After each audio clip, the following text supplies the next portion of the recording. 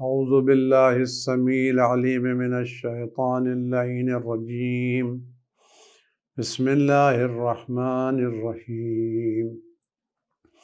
الحمد لله رب العالمين بارئ الخلائق أجمعين باعث الأنبياء والمرسلين، والصلاة والسلام والتحية والإكرام على أشرف النبيين وسيد المرسلين وخاتم النبيين شفيع المذنبين حبيب قلوب الصادقين سيدنا ونبينا أبي القاسم محمد وعلى آله الطيبين الطاهرين المعصومين المظلومين الذين أذهب الله عنهم الرجس وطهرهم تطهيرا، سيما على بقية الله في العالمين وخاتم أئمة المعصومين الكهف الحسين وغياث المستغيثين ملجأ الهاربين وعصمة المعتصمين، أرواحنا وأرواح العالمين لتراه بمقدمه فداء، قجل الله تعالى فرجه الشريف، واللعنة الدائمة الباقية على أعدائهم وقتلتهم وغاصب حقوقهم أجمعين. أما بعد، فقد قال رسول الله صلى الله عليه وآله وسلم: إنما بعثت لأتمم مكارم الأخلاق. صلوات بھیجے بر محمد وآل محمد، اللہم صلی علی محمد۔ عزیزان گرامی، ایام وفات حضرت رسول خدا صلی اللہ علیہ وآلہ وسلم ہیں، اور روز شہادت سبط اکبر حضرت امام حسین مجتبیٰ صلوات اللہ وسلامہ علیہ، اور بعض روایتوں کے اعتبار سے روز شہادت حضرت امام علی ابن موسیٰ رضا صلوات اللہ وسلامہ علیہ، اور اس کے کچھ دنوں کے بعد جناب محسن فرزند جناب زہرا سلام اللہ کے شہادت کے دن ہیں۔ اس مناسبت سے یہ دن، یہ روز رسول خدا صلی اللہ علیہ وسلم سے منسوب ہیں اور امام حسن علیہ السلام سے منسوب ہیں۔ اس بنا کے اوپر میں نے کوشش کی ہے، صحیح کی ہے کہ اس موضوع کو انتخاب کروں کہ جس کی خاطر رسول خدا صلی اللہ علیہ وسلم مبعوث کیے گئے تھے۔ آپ سب حضرات اس بات سے واقف ہیں کہ تمام انبیاء میں، تمام مرسلین میں، تمام شہداء، تمام صدیقین میں سب سے بڑا درجہ سرکار رسالت، ختم نبوت حضرت محمد مصطفیٰ صلی اللہ علیہ وآلہ وسلم کا درجہ ہے۔ ان سے بڑا کسی کا بھی درجہ نہیں ہے۔ اس کائنات میں کوئی بھی حضرت رسول خدا سے بڑا نہیں ہے۔ سب سے بڑا درجہ اور سب سے بڑا مرتبہ اور سب سے زیادہ باعظمت اگر کوئی ذات ہے تو حضرت رسول خدا محمد مصطفیٰ صلی اللہ علیہ وسلم کی ذات اقدس ہے۔ اس ذات اقدس کو خداوند عالم نے اپنے نور خاص سے پیدا کیا۔ اول ما خلق اللہ نوری، سب سے پہلے اللہ تعالیٰ نے میرے نور کو پیدا کیا ہے۔ تو اول مخلوق، نورانی مخلوق، سب سے افضل، سب سے اعلیٰ، جس کو پیدا کرنے کے بعد اللہ نے مدتوں آسمان میں رکھا، عرش میں رکھا، انوار میں رکھا، نہ معلوم کتنے کتنے حجابات عظمت میں رکھا۔ تو وہ ذات جس کو خداوند نے اپنے نور خاص سے پیدا کیا اور جس کو مدتوں اپنے آسمان پر رکھا، اپنے عرش کی زینت جس کو بنا کے رکھا، اس عظیم ترین شخصیت کو، جس سے عظیم ترین شخصیت کا کوئی تصور نہیں ہے، کوئی تصور اس سے زیادہ عظیم شخصیت کا نہیں ہے۔ اگر اس شخصیت کو کسی مقصد کی خاطر بھیجا جا رہا ہے تو اس بات سے واضح اعلان ہے کہ اس مقصد سے زیادہ عظیم کوئی مقصد نہیں ہے، کیونکہ یہ بات بالکل عقل کے خلاف ہے۔ ایک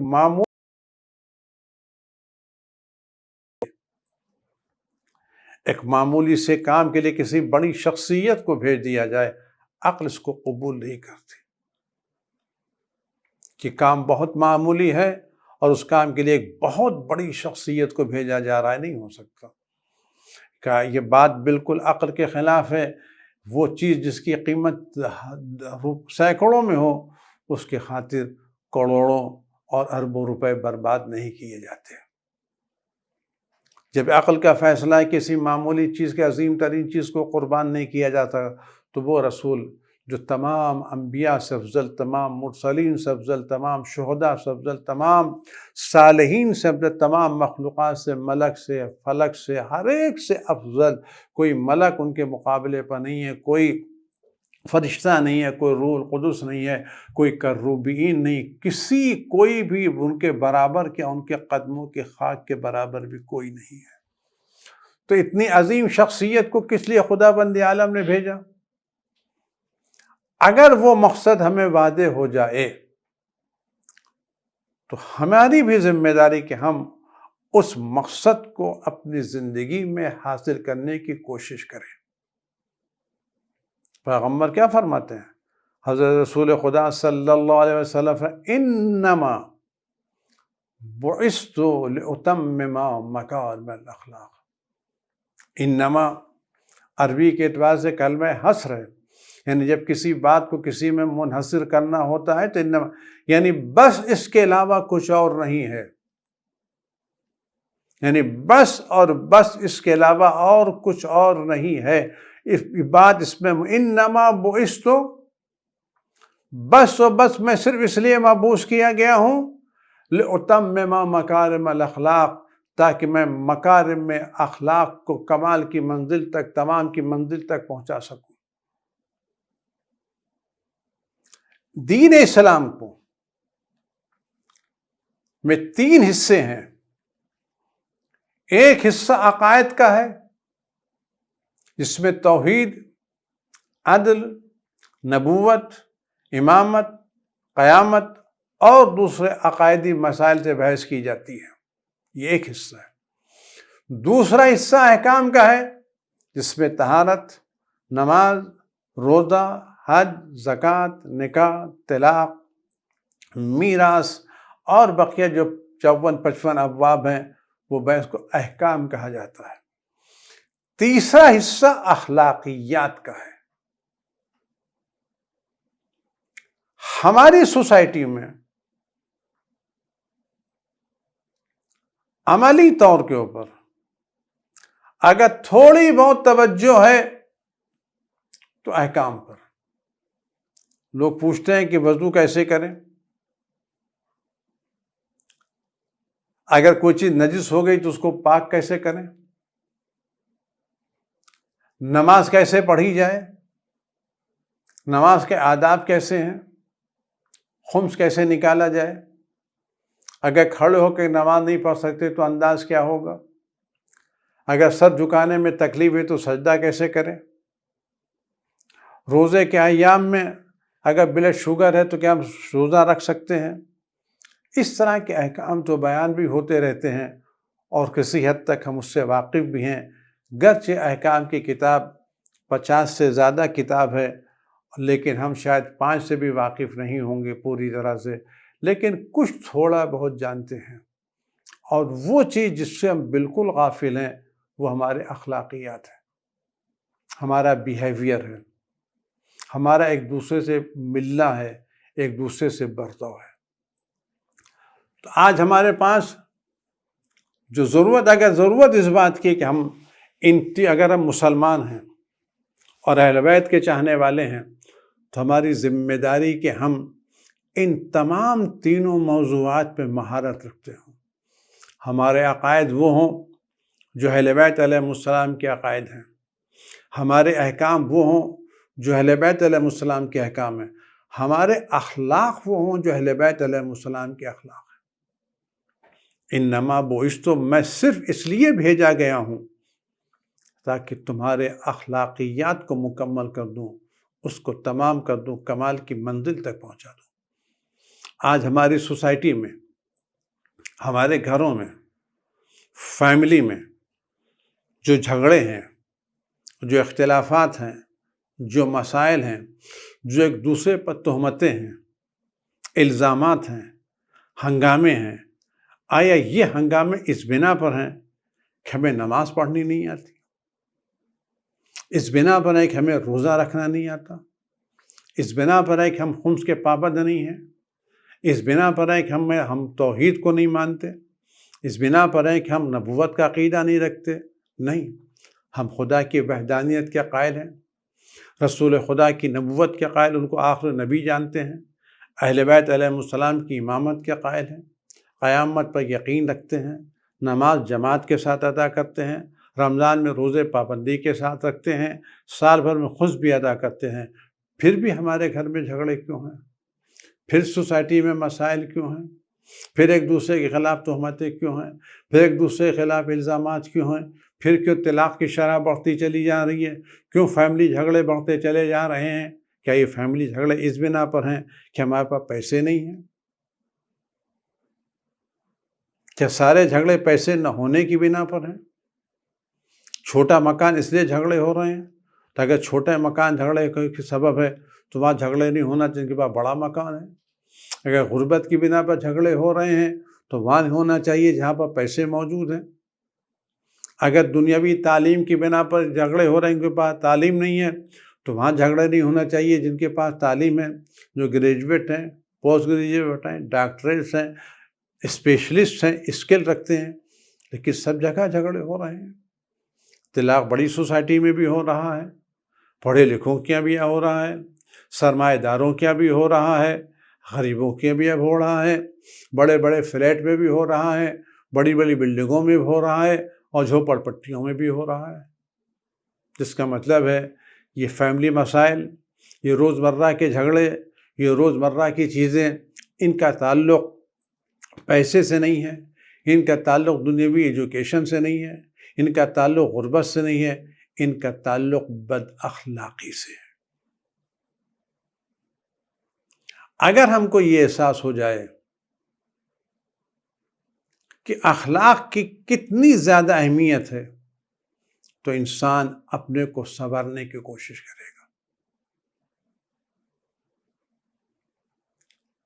میں بات آپ سے عرض کروں، ایک بہترین قسم کا ہیرے جواہرات سے سجا ہوا مرصع ایک پیالہ ہے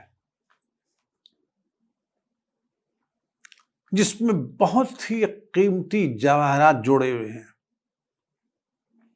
لیکن یہ قیمتی پیالہ، یہ قیمتی ظرف جس پر انمول موتی لگے ہوئے ہیں، بے قیمت جواہرات لگے ہوئے ہیں، یہ گرد و غبار میں اٹ گیا ہے، اس پر گرد پڑ گئی ہے، زنگ لگ گئے ہیں، موتیوں کی آب ختم ہو گئی ہے، جواہرات کی خصوصیت ختم ہو گئی ہے، کوئی اس کو دیکھتا نہیں ہے کہ اس کے اندر ہے کیا۔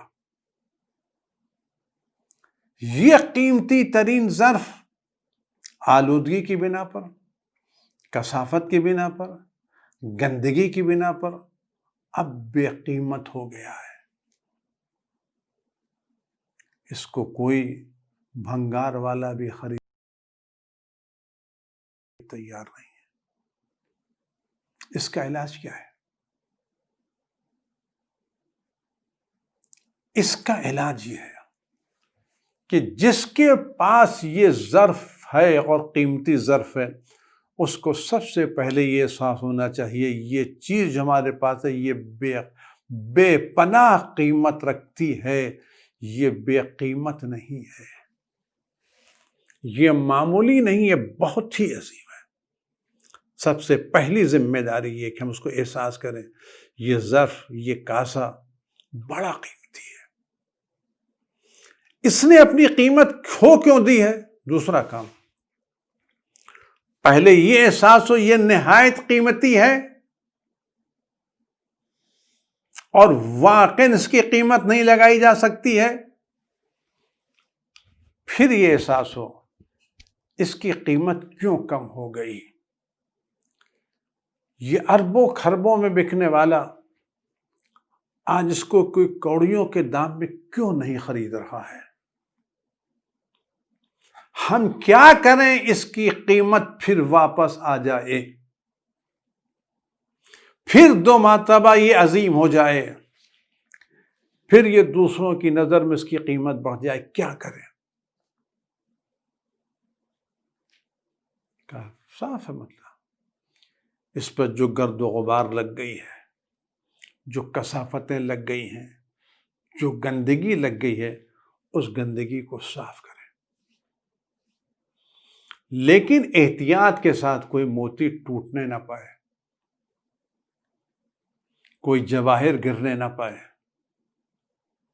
احتیاط سے، نرمی سے، دھیرے دھیرے اگر ہم اس قیمتی اعلیٰ ترین جواہر سے مرصع اس ظرف کو دھیرے دھیرے صاف کرتے رہیں، پاک کرتے رہیں، پاک کرتے رہیں، پاک کرتے رہیں، اور پھر اس کے جواہر کے وہ جواہرات سامنے آ جائیں، موتی کی آب و تاب آ جائے، ہیرے کی چمک آ جائے، سونے کی خصوصیت آ جائے، جیسے جیسے اس کی یہ کثافتیں دور ہوتی جائیں گی، موتی کی آب نکھرتی چلی جائے گی، جواہرات صاف ہوتے چلے جائیں گے، اتنا ہی اس ظرف کی قیمت بڑھتی چلی جائے گی۔ اس ظرف قیمتی کو کس نے بے قیمت کیا تھا؟ آلودگی نے، کثافت نے، گندگی نے۔ پھر 2 مرتبہ اس نے کس کو قیمتی بنا دیا؟ کثافتوں کے دور ہونے نے، گندگی کے دور ہونے نے۔ عزیزو، جتنا یہ کاسا، یہ ظرف قیمتی ہے، اس میں چاہے دنیا کے کتنے ہی قیمتی موتی لگے ہوں، اس میں چاہے کیوں نہ دنیا کا کوہ نور جڑا ہو، اس سے زیادہ قیمت ہے نفس انسانی کی۔ یہ ہمارا نفس، ہمارا دل، ہمارا ذہن، جس کا نفس، یہ نفس انسانی اس کاسے سے، اس زر سے، اس کوہ نور کے ہیرے کے ٹکڑے سے ہزاروں لاکھوں گنا زیادہ قیمتی ہے۔ امام موسیٰ کاظم فرماتے ہیں علیہ السلام، فرماتے ہیں کہ تمہارے نفس کی قیمت صرف جنت ہے، اس کو جنت کے علاوہ کسی اور چیز سے مت بیچنا۔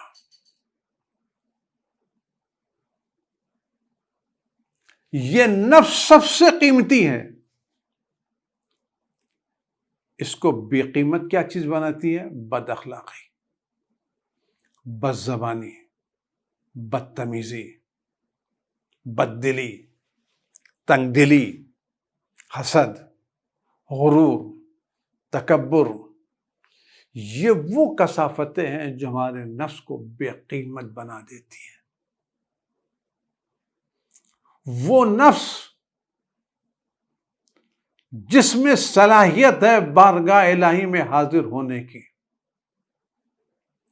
وہ نفس ان آلودگیوں کی بنا پر بے قیمت ہو جاتا ہے اور وہاں پہنچ جاتا ہے، اس کو قرآن کہتا ہے کہ یہ جانور سے بھی بدتر ہے۔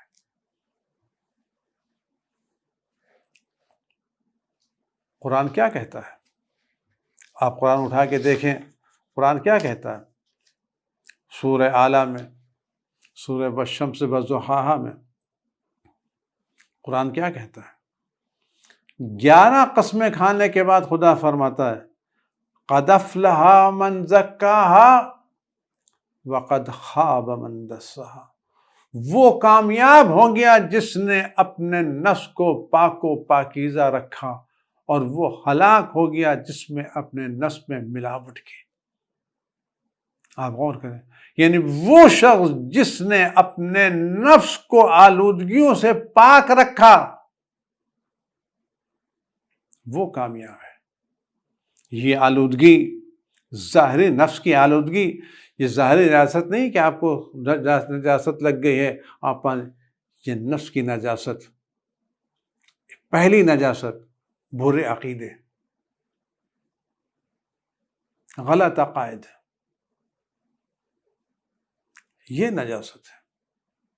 دوسری نجاست بد اخلاقی، بد زبانی، بد کلامی، تکبر، غرور، حسد اور نہ معلوم کیا کیا۔ لیکن کبھی کبھی حالات ایسے ہوتے ہیں، آلودگی اتنی بڑھ جاتی ہے کہ خود ہم سے اس کا علاج نہیں ہو سکتا۔ کبھی مرض معمولی ہوتا ہے، تھوڑا بہت بخار آتا ہے، ایک کوروسین کھانے سے چلا جاتا ہے، ایک ڈولو کھانے سے چلا جاتا ہے، 2-4 دن آرام کرنے سے چلا جاتا ہے۔ لیکن جب مرض بہت زیادہ بڑھ جاتا ہے اور بہت شدت تک پہنچ جاتا ہے تو پھر کسی معمولی ڈاکٹر کی دوا سے ٹھیک نہیں ہوتا، اس کے لیے بہت بڑا اسپیشلسٹ چاہیے جو بیماری سے واقف ہو، بیماری کے اسباب سے واقف ہو اور دواؤں سے بھی واقف ہو۔ خداوند عالم نے انسان کو وہ عظیم نفس دیا جس کی قیمت رضا الہی، قربت خداوندی، جنت کے علاوہ کوئی چیز نہیں ہے۔ انسان نے اس پاکیزہ ترین اور قیمتی ترین نفس کو شرک سے، کفر سے، ضلالت سے، گمراہی سے، بد اخلاقی سے اتنا کثیف کیا کہ اب اس کی اصلاح کے لیے عام انسانوں کی ضرورت نہیں ہے، ایک عظیم ترین پیغمبر کی ضرورت ہے۔ خداوند عالم نے اپنے پیغمبر کا مقصد کیا بیان فرمایا ہے؟ سورہ جمعہ ہم ہر ہفتہ سنتے رہتے ہیں، فرماتے دوسرے هو الذی بعث فی الامیین رسولا منہم۔ خدا اپنا تعارف کر رسول اللہ سے، یعنی کتنی عظمت ہے رسول خدا صلی اللہ علیہ وسلم کی کہ عظیم ترین خدا تعارف ہے۔ هو الذی، وہ خدا ہے، بعث فی الامیین رسول، سے امی لوگوں میں مکے والوں رسول بھیجا، یتلو علیہم آیاتہ، اس رسول کی ذمہ داری کیا ہے؟ وہ مسلسل ان کو آیات الہی کی تلاوت، وَيُزَكِّيهِمْ، اور ان کو پاک و پاکیزہ کرتا رہتا ہے، وَيُعَلِّمُهُمُ الْكِتَابَ وَالْحِكْمَةَ، اور ان کو علم اور کتاب اور حکمت کی تعلیم دیتا ہے، وَإِنْ كَانُوا مِنْ قَبْلُ لَفِي ضَلَالٍ مُبِينٍ، گرچہ وہ اس سے پہلے کھلی ہوئی گمراہی میں تھے۔ اس کا مطلب کیا ہے؟ یعنی وہ شخص جس کے پاس آیات الہی کی تلاوت نہیں ہے، جس کا نفس پاک نہیں ہے، جو کتاب اور حکمت کی تعلیم سے آراستہ نہیں ہے، وہ کھلی ہوئی گمراہی میں ہے۔ خدا نے حکم دیا کہ اگر تم کھلی ہوئی گمراہی سے نجات حاصل کرنا چاہتے ہو تو آیات الہی کی تلاوت کرو، اپنے نفس کو پاکیزہ کرو، علم و کتاب اور حکمت کی تعلیم حاصل کرو۔ کیا؟ یزکیہم، تزکیہ نفس، پاکیزگی نفس، نفس کو آلودگیوں سے محفوظ رکھنا۔ اس کا خدا پھر فرماتا ہے قد من اللہ علی المؤمنین اذ بعث فیہم رسولا من انفسہم، خداوند عالم نے احسان کیا ہے لوگوں پر۔ خدا احسان جتاتا نہیں ہے، لیکن اس بات بتا دیکھو ہم نے کتنی بڑی نعمت تم کو دی، اس نعمت کو پہچانو، اس نعمت سے استفادہ کرو، اس نعمت کی عظمتوں کی توجہ دو۔ لقد من علی المؤمنین اذ بعث فیہم رسولا، یہ بھی پیغمبر سے متعلق ہے، جب ہم نے ان میں رسول بھیجا، من انفسہم، جو انہی میں سے تھا، یتلو علیہم آیاتہ، جن پر آیات الہی کی تلاوت کرتا ہے، وَيُزَكِّيهِمْ، اور ان کو پاک و پاکیزہ کرتا ہے، وَيُعَلِّمُهُمُ الْكِتَابَ وَالْحِكْمَةَ، اور ان کو علم اور حکمت کی تعلیم دیتا ہے، وَإِنْ كَانُوا مِنْ قَبْلُ لَفِي ضَلَالٍ مُبِينٍ۔ اس کے بعد آپ غور کریں، پھر ایک اور آیت میں كَمَا أَرْسَلْنَا فِيكُمْ رَسُولًا، ہم نے تمہارے درمیان رسول بھیجا، یتلو علیکم آیاتنا، جو تمہارے ہماری آیتوں کی تلاوت ہے، وہ یزکیکم، اور تمہیں پاک کرتا ہے، وہ یعلم الکتاب و حکمہ، اور تم کو کتاب اور حکمت کی تعلیم ہے، وہ یعلمکم ما لم تکونوا تعلمون، اور وہ باتیں سکھاتا ہے جس کو تم نہیں جانتے تھے۔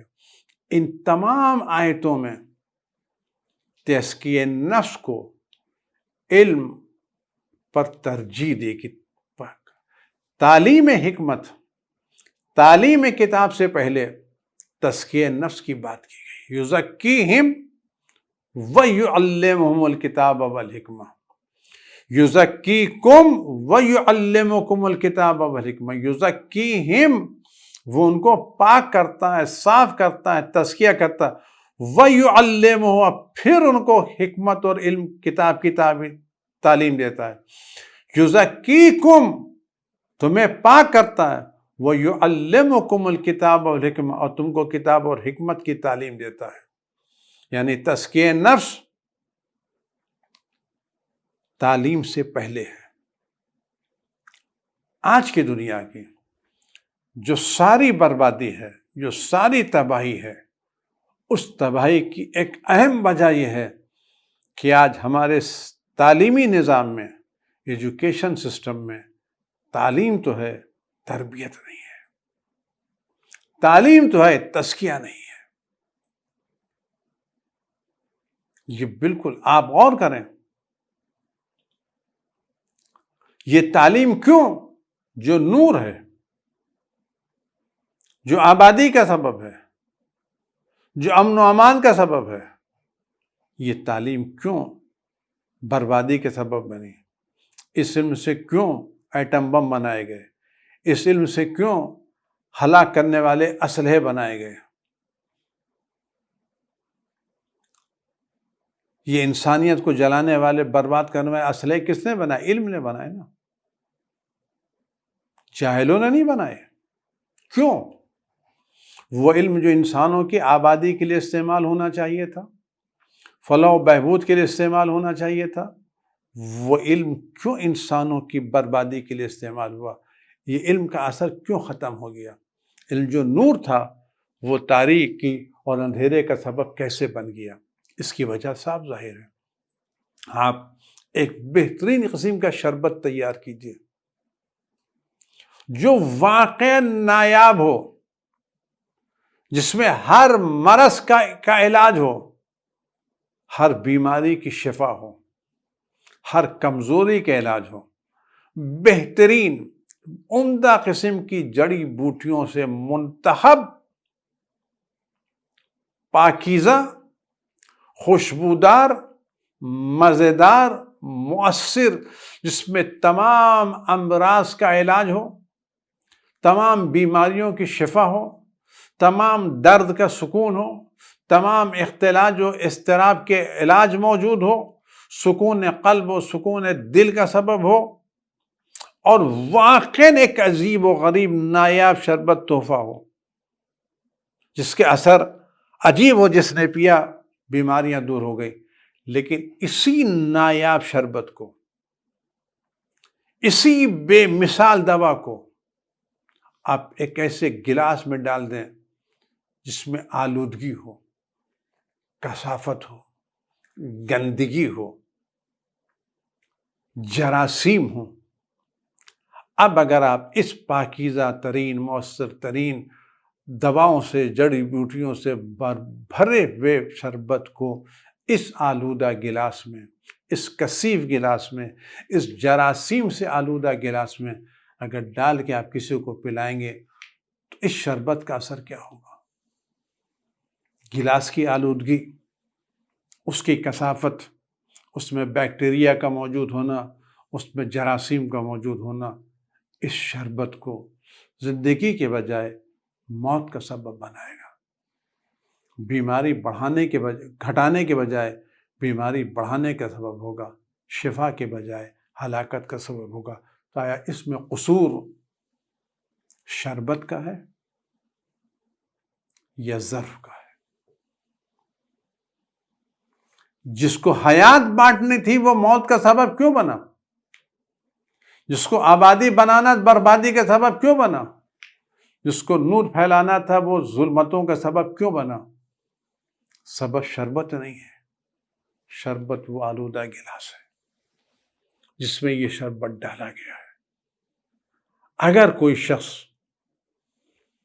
جس نے یہ شربت بنایا ہے اور وہ شربت لوگوں کو دینا چاہتا ہے تاکہ لوگوں کو شفا ملے، بیماری کا علاج ہو، درد و غم دور ہو، اضطراب و پریشانی دور ہو اور واقعاً ایک اثر پڑے، تو اس کی ذمہ داری کیا ہے؟ صرف شربت بنانے تک ذمہ داری نہیں ہے، بلکہ شربت کی ذمہ داری یہ بھی ہے کہ جس ظرف میں لوگوں کو پلا رہا ہے، جس ظرف میں ڈال کے دے رہا ہے، اس ظرف کو پہلے پاک کرے آلودگیوں سے، کثافتوں سے، گندگی سے، زہریلے اثرات سے، تاکہ شربت زہریلا نہ ہو، شربت بیماری بڑھنے کا سبب نہ ہو۔ تو اس کی ذمہ داری بنتی ہے پہلے ظرف کو صاف کرے، جراثیم کو نکالے، بیکٹیریاز کو نکالے، اسٹرلائز کرے۔ جب ہر طرح سے پاک ہو جائے تو اس میں ایک گھونٹ بھی اگر شربت ڈالے گا تو شفا ملے گی، درد سے راحت ملے گی۔ عزیزو، جتنا یہ شربت عظیم ہے اس سے زیادہ تعلیمات الہی میں انسان کے درد کا علاج موجود ہے۔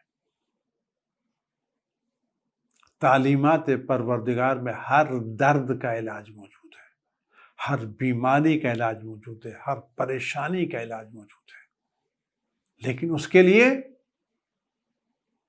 پاکیزہ نفس، یزکیکم، وہ علم و حکمت کی تعلیم دینے سے پہلے تمہارے نفس کو پاک کرتا ہے، نفس کو صاف کرتا ہے، پھر حکمت اور کتاب کی تعلیم دیتا ہے۔ پیغمبر نے پہلے لوگوں کے غرور کو مٹایا۔ کیسے مٹایا؟ وہ لوگ جو سر اٹھا کے چلتے تھے ان کو نماز میں سر جھکا کر کے ان کے غرور کو مٹایا۔ جو بڑائی کا احساس کرتے تھے ان کو غریبوں کے ساتھ بٹھا کر کے ان کی بڑائی کو ختم کیا۔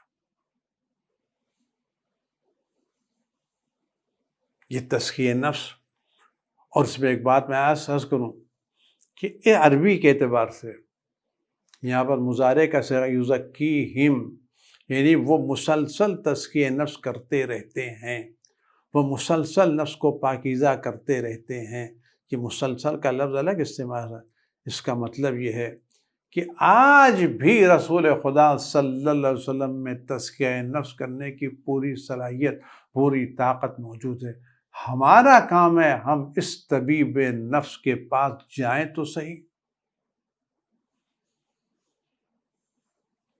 ہم اس طبیب نفس کے پاس اپنا آلودہ نفس لے کے جائیں تو صحیح، ہم اس طبیب روحانی کے اعتبار سے اپنی برباد روح کو لے کے جائیں تو صحیح۔ اور یہ وہ طبیب ہے، یہ وہ حکیم ہے کہ اگر ہم دل کی گہرائیوں سے اس حکیم اور طبیب کی طرف متوجہ ہو جائیں اور دل کی گہرائیوں سے ان سے اپنا علاج طلب کریں تو یہ ایسا طبیب ہے جو ہماری نیت کو دیکھ کر کے، ہمارے ارادے کو دیکھ کے، ہماری سنجیدگی کو دیکھ کر کے اگر وہ چاہے تو ایک نظر میں ہم کو بدل سکتے ہیں۔ جو دنیا کے ڈاکٹر ہیں کہ جب بخار آتا ہے تو کہتے ہیں آپ کو 1 ہفتے کا کورس کرنا پڑے گا، 1.5 مہینے آپ کی دوائیں چلیں گی، 6 مہینہ آپ کا علاج چلے گا، تب کہیں جا کے اس مرض سے شفا ملے گی۔ لیکن یہ طبیب ربانی، حکیم آسمانی، اللہ نے وہ تاثیر دی ہے کہ اگر ہم متوجہ، ایک اشارے سے انسان کی دنیا بدل سکتی ہے، ایک اشارے سے انسان پتھر سے ہیرا بن سکتا ہے۔ جنگ کا موقع ہے، ایک شخص جس کا دل دشمنی پیغمبر سے بھرا ہوا ہے، پیغمبر کو قتل کرنے کا موقع تلاش کر رہا ہے، اس کا بس نہیں چلتا کہاں پیغمبر بنے، کب ان کو شہید کر دے، قتل کر دے۔ جنگ کا موقع ہے، اصحاب میدان جنگ میں لگے ہوئے ہیں، پیغمبر اپنی جگہ کے اوپر اکیلے کھڑے ہوئے ہیں اور کوئی ان کے پاس موجود نہیں ہے۔ اس شخص پیغمبر کو تنہا دیکھ کر کے اپنے پورے غصے کے ساتھ، پوری نفرت کے ساتھ، پوری عداوت کے ساتھ، پورے کینے کے ساتھ پیغمبر کے سامنے آتا ہے اور پوری طاقت سے تلوار اٹھا کے چاہتا ہے کہ پیغمبر کے سر پر مار دے اور اپنے دل کی بھڑاس نکال لے، عداوت کو پورا کر دے۔ پورا غصہ، آنکھیں لال، چہرہ سرخ، غصے سے دھرا ہوا، تلوار کھینچے ہوئے کھڑا ہوا ہے۔ عنقریب ہے کہ وہ اپنے غصے کا عمل ہی کرے اور پیغمبر کے سر اقدس پر تلوار لگا دے۔ پورا وجود پیغمبر کی نفرت و عداوت سے بھرا ہوا، آنکھیں خون آلود، چہرہ سرخ، تلوار لیے کھڑا ہوا ہے۔ پیغمبر مڑے، اس کی طرف دیکھا، اس کو اس غصے کو پروان چڑھانے میں کتنا وقت لگا ہوگا، کتنا اس نے سوچا ہوگا، کتنا اس نے وقت لگایا ہوگا، کتنی مدت صرف کی ہوگی اس دل کو نفرت سے بھرنے کے لیے، عداوت سے بھرنے کے لیے۔ روایت ملتا ہے کہ پیغمبر اکرم صلی اللہ علیہ وسلم اس کی طرف مڑے، ہاتھ اس کو قریب بلایا اور قریب بلانے کے بعد اس کے دل پر اپنا دست مبارک رکھا۔ کس کے دل پر؟ بدترین دشمن کے دل پر، بدترین شخص کے دل کے اوپر، جس کا پورا وجود دشمنی پیغمبر سے بھرا ہوا تھا۔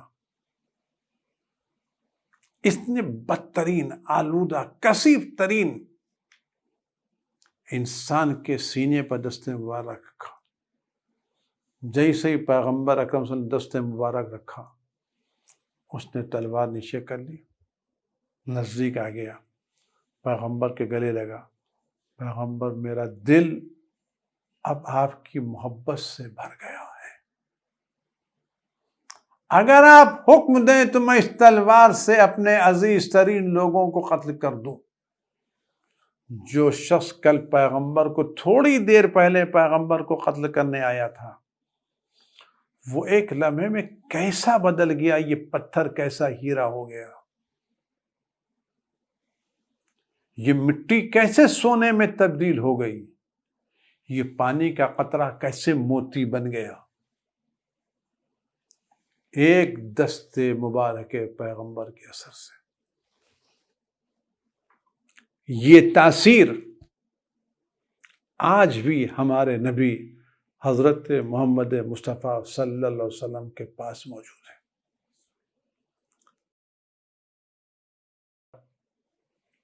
تاثیر پیغمبر کی راہ میں رکاوٹ نہیں ہے۔ ہم یہ سوچیں کہ ہم تو ہندوستان میں ہیں اور وہ ہم سے ہزاروں کلومیٹر دور مدینے میں ہیں، نہیں، وہ ہمارے قریب ہے، ہم سے نزدیک ہے، ہم ان سے دور ہیں۔ ہم ان سے اتنا قریب ہیں، وہ ہم سے اتنا قریب ہیں کہ ہر نماز میں ہم کہتے ہیں السلام علیک ایھا النبی ورحمۃ اللہ وبرکاتہ۔ کاف عربی میں اس سے کہا جاتا ہے جو سامنے موجود ہو، جو سامنے موجود نہیں ہوتا اس کو ہے سے استعمال کرتے ہیں۔ اگر سامنے موجود تو کہتے ہیں علیک السلام، اگر سامنے موجود نہیں تو کہتے ہیں علیہ السلام۔ جو سامنے موجود ہوتا ہے اس کو کہتے ہیں علیک السلام، جو سامنے موجود ہے اس کو کہتے ہیں علیہ السلام۔ ہم پیغمبر کو نماز میں علیہ السلام نہیں کہتے، السلام علیک، السلام علیک ایھا النبی۔ پیغمبر کو نبی کہتے اپنے سامنے۔ تو جس پیغمبر کو ہم روزانہ اپنی نماز میں، 5 وقتہ نماز میں 5 مرتبہ حاضر و ناظر جان کے سلام کرتے ہیں، تو جو پیغمبر ہم سے اتنا نزدیک ہو کیا ہم اس پیغمبر سے اپنے نفس کی اصلاح کی گفتگو نہیں کر سکتے؟ اپنے نفس کی پاکیزگی کی بات نہیں کر سکتے؟ ہم جاتے نہیں ہیں۔ آج ہمارے گھر کے مسائل ہیں، اختلافات ہیں، ہم ان مسائل کا تذکرہ دوستوں سے کرتے ہیں، پڑوسیوں سے کرتے ہیں، محلے والوں سے کرتے ہیں۔ ہمارے گھر کے مسائل گھر سے نکل کے باہر پہنچ جاتے ہیں۔ بھائیوں کے جھگڑے، رشتہ داروں کے جھگڑے، ساس بہو کے جھگڑے، یہ ہمارے جھگڑے، ہمارے اختلافات یہ بنا پر ہے، تربیت نہ ہونے کی بنا پر ہے۔ ہم ان سارے مسائل کو لے کر کے دنیا میں سب کے پاس جاتے ہیں، کبھی ان سے روتے ہیں، کبھی ان سے گڑگڑاتے ہیں، کبھی وہاں دل کی بھڑاس نکالتے ہیں، کہیں وہاں دل کی بات، کبھی مجلسوں میں جا کر کے گھر کے مسائل کا تذکرہ کرتے ہیں، کہیں ہوٹلوں میں بیٹھ کے مسائل کا تذکرہ کرتے ہیں، سب جگہ مسائل کا تذکرہ کرتے ہیں۔ گھر کے حالات سے پریشان ہیں، کاروبار سے پریشان ہیں، لڑکوں سے پریشان ہیں، اولاد سے پریشان ہیں، لیکن ہم کبھی ان حالات سے گھبرا کر کے ہم کبھی اس طبیب کے پاس بھی جاتے ہیں جس کے پاس نفسوں کی اصلاح کا نسخہ موجود ہے۔ ہم نے کبھی ان مسائل میں رسول خدا صلی اللہ علیہ وسلم سے توسل کیا ہے؟ کیا ان مسائل اللہ نے نفس کے، جس کو اللہ نے نفس کی پاکیزگی کے لیے بھیجا تھا، یزکیم، کس کو تزکیہ نفس کی عظیم ترین شخصیت کو؟ آپ یقین جانیں، اگر ہم اپنے مسائل میں، اپنے روزمرہ کے مسائل میں سرچشمہ ہماری بد اخلاقی ہے، بے تربیتی ہے، بد زبانی ہے، ہم اپنے اولاد کے، اپنے گھر والوں کے، اپنے بہو، اپنی داماد، اپنے رشتہ داروں کے، ہم ان کے دلوں کو نہیں بدل سکتے، ہم ان کے نفسوں کی اصلاح نہیں کر سکتے۔ لیکن اگر ہم ان اخلاقی بیماروں کو لے کر کے اس طبیب کے پاس جائیں جس کے پاس ہر طرح کی اخلاقی بیماری کا علاج موجود ہے، اور ہم اس طبیب سے گڑ گڑائیں، روئیں، فریاد کریں، متوجہ کریں اس کو اپنی طرف بارگاہ میں جائیں، اس کی توجہ حاصل کرنے کی کوشش کریں، اس کو واسطہ دیں، تو اگر ان کی ایک نظر کرم ہو جائے تو بدترین بد زبان بھی خوش بیان بن جائے، بدترین بد اخلاق بھی بہترین با اخلاق بن جائے۔ آج ہماری سوسائٹی کے مسائل اخلاقیات کے مسائل ہیں،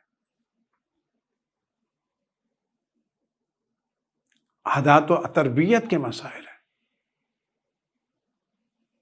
ہمیں اس پر اور اس کے لیے ہمارے پاس جیسے طبیب ہے کسی کے پاس ہے، رسول خدا صلی اللہ علیہ وسلم موجود ہے، اور رسول خدا کے ساتھ ساتھ بقیہ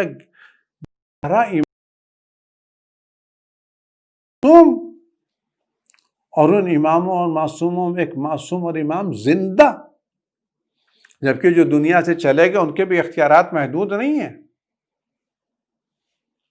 جو ائمہ معصومین دنیا، ان کے اختیارات آج بھی وہ زندہ ہیں اور ویسا ہی اثر رکھتے ہیں جیسا کل دنیا میں تھے۔ اس کے ساتھ ساتھ ہم ایک زندہ امام بھی رکھتے ہیں اس تزکیہ نفس کی خاطر۔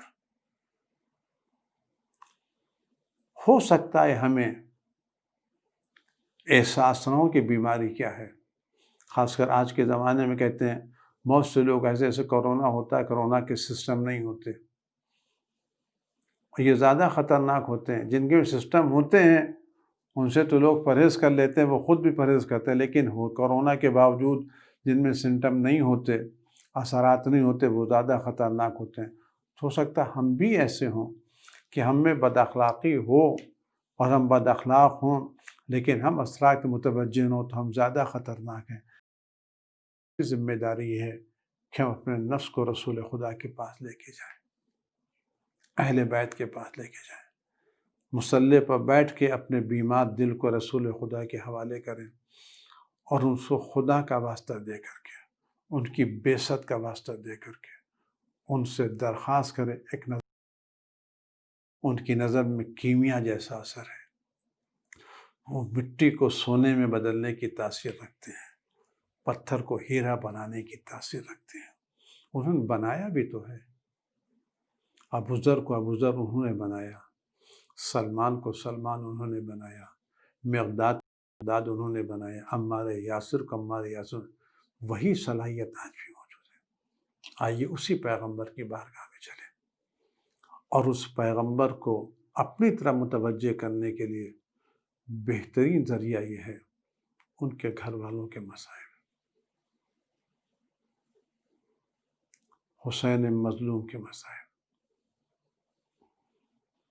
یہ دن وہ ہیں جب زینب 40 کرنے کے لیے کربلا پہنچی۔ میں نہیں کہہ سکتا جناب زینب نے کتنے دن کربلا میں قیام کیا ہوگا، لیکن جب یہ لٹا ہوا قافلہ قید سے رہا ہونے کے بعد مدینے جا رہا تھا تو میں نے پڑھا ہے لوگوں سے، جناب زینب نے سید سجاد سے کہا بیٹا اگر ہو سکے تو ہمیں کربلا سے لے چلو۔ میں نے بھائی کی قبر نہیں دیکھی ہے، میں اپنے بھائی سے ملنا چاہتی ہوں، میں اپنے بھائی سے ملاقات کرنا چاہتی ہوں۔ مدتوں کی چھٹی ہوئی بہن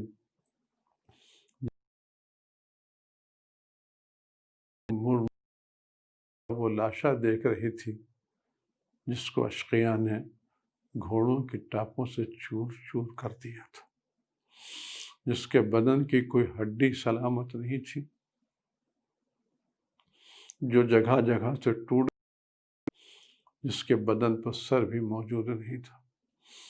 زینب نے کربلا جاتے وقت زینب کا حسین کا ایسا چور چور لاشا دیکھا، اور اس چور چور لاشے کو دیکھ کے زینب نے فرمایا تھا نانا آپ کی نماز جنازہ تو آسمان کے فرشتوں نے پڑھائی، یہ آپ کا حسین کربلا کے میدان میں خاک و خون کا اٹا ہوا پڑا ہوا ہے۔ میں نے کہا بیٹا میں چاہتی ہوں اپنے بھائی کے مزار کو جاؤں۔ کہتے ہیں کہ جب 40 کا موقع آیا تو جناب جابر عطیہ اوفی کے ساتھ کربلا پہنچے، آنکھیں جا چکی تھیں، سہارا لے کر کے آئے، فرات میں غسل کیا اور آواز دی عطیہ تمہارے پاس کوئی خوشبو ہے؟ اس نے خوشبو دی۔ جناب جابر تھوڑی دور آگے بڑھے، پیروں سے نہیں چلے، گھٹنیوں کے بل چلے، کہا مجھے میرے حبیب میرے حسین کی قبر تک پہنچا دو۔ عطیہ اوفی نے جناب جابر کو امام حسین کی قبر تک پہنچایا۔ کہتے ہیں جناب جابر جیسے قبر امام حسین پر پہنچے، اس طرح سے دونوں ہاتھوں پھیلا کر کے قبر کو لیا جیسے رسول خدا امام حسین کو آغوش میں لیتے تھے۔ اپنا سر امام حسین کے قبر پر رکھا، آواز دی السلام علیک حبیب اللہ، میرے حسین تم پر سلام ہو، تم پر سلام ہو، تم پر سلام ہو۔ اس کے بعد جابر کہتے ہیں مولا میں آپ کو سلام کر رہا ہوں، آپ میرے سلام کا جواب نہیں دے رہے ہیں، کیونکہ اب تک جابر کی عادت یہ تھی کہ جب بھی حسین کو سلام کیا حسین نے جواب دیا۔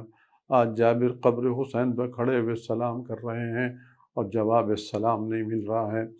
پھر جابر جواب دیتے کیوں کر جواب دے، جس کا بدن تو یہاں ہے سر نہ معلوم کہاں کاٹ کے لے جایا گیا ہے۔ جناب جابر رو رہے ہیں، فریاد کر رہے ہیں۔ میں نے سنا ہے لوگوں سے ذاکرین سے میں امام حسین نے جابر سے کہا جابر اٹھو میری بہن، دیکھا کچھ قافلہ آ رہا ہے۔ میں نہیں کہہ سکتا جب یہ قافلہ نزدیک آیا ہوگا تو زینب کس طرح سے حسین کے قبر پر آئی ہوں گی میں نہیں کہہ سکتا، کیا دل کی کیفیت ہوئی، کیونکہ میں نہیں بیان کر سکتا کتنا زینب کے دل میں غم رہا ہوگا، کتنا درد رہا ہوگا، کتنی تکلیف رہی ہوگی۔ وہ سیلاب جو زینب نے اب تک روک کے رکھا تھا اور جی بھر کے زینب رو نہیں پائی تھی کہ میں روؤں گی تو سکینہ کو کون بہلائے گا، ام کلثوم کو دلاسا کون دے گا، رباب کا سہارا کون بنے گا۔